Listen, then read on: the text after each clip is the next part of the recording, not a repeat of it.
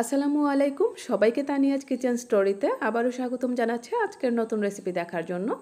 Bakery স্টাইলে আটা দিয়ে বিস্কুট তৈরি করে দেখাবো। আজকের এই বিস্কুটগুলো আমি চুলায় তৈরি করে দেখাবো, আর চুলায় বেক করতে এই বিস্কুটগুলো মাত্র 20 মিনিট সময় লাগবে।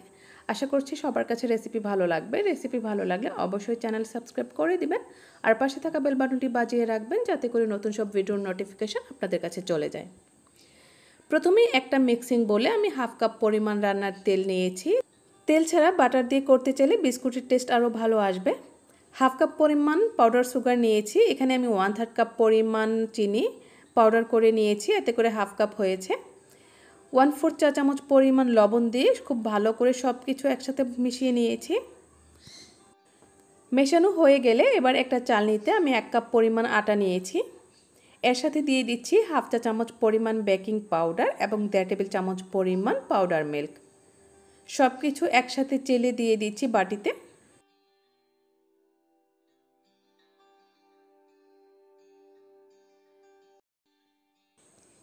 এবারে হাতের সাহায্যে সব কিছু একসাথে মিশিয়ে নিয়ে আমি একটা ডো তৈরি করে নিব।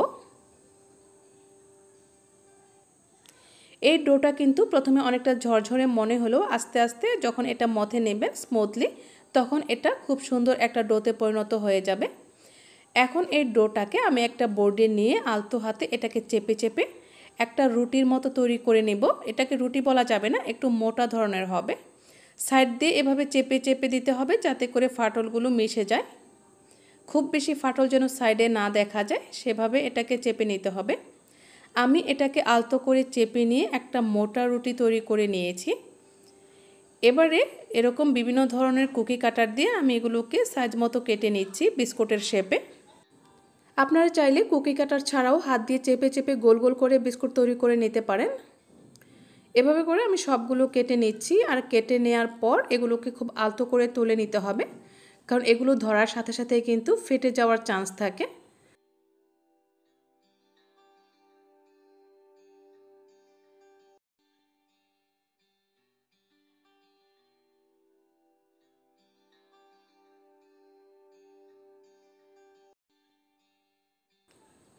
সবগুলো আমি কেটে নিয়েছি। এখন সাইডের যে বাড়তি অংশগুলো আছে সেগুলো আমি আলতো করে তুলে একটা সাইডে রেখে দিব। পরবর্তীতে এগুলো দিয়ে আমি আবার বিস্কুটের শেপ দিয়ে দিব।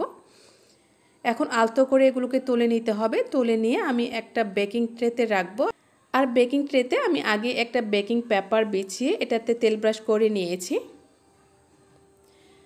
সবগুলো বিস্কুট আমি এখানে দিয়ে দিয়েছি। এখন অন্যদিকে একটা ডিমের কুসুম আমি আলাদা করে নিয়েছি। এখন এই ডিমের কুসুমটা আমি একটা ব্রাশের সাহায্যে বিস্কুটের উপর ব্রাশ করে দিচ্ছি, এতে করে বিস্কুটের উপরে চমৎকার একটা কালার আসবে।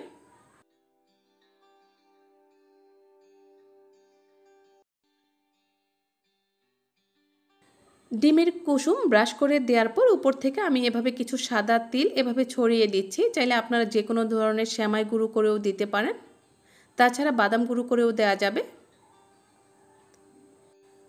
অন্যদিকে চুলায় আমি আগে একটা প্যান বসিয়ে এটাকে গরম করে নিয়েছি, যেটাকে প্রিহিট করা বলে।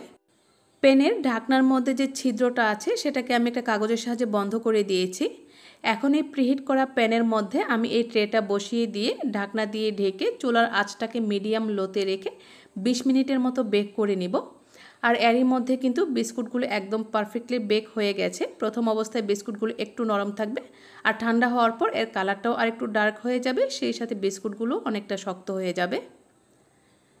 এখন আস্তে আস্তে আমি এগুলোকে তুলে নিচ্ছি, তবে অবশ্যই কিছুটা ঠান্ডা হওয়ার পর তুলতে হবে। গরম অবস্থায় তুলতে যাবে না, এতে করে বিস্কুটগুলো ভেঙে যেতে পারে। ঠান্ডা করে কোনো একটা এয়ারটাইট বক্সে রাখলে এগুলো কিন্তু 1 মাস পর্যন্ত সংরক্ষণ করা যাবে।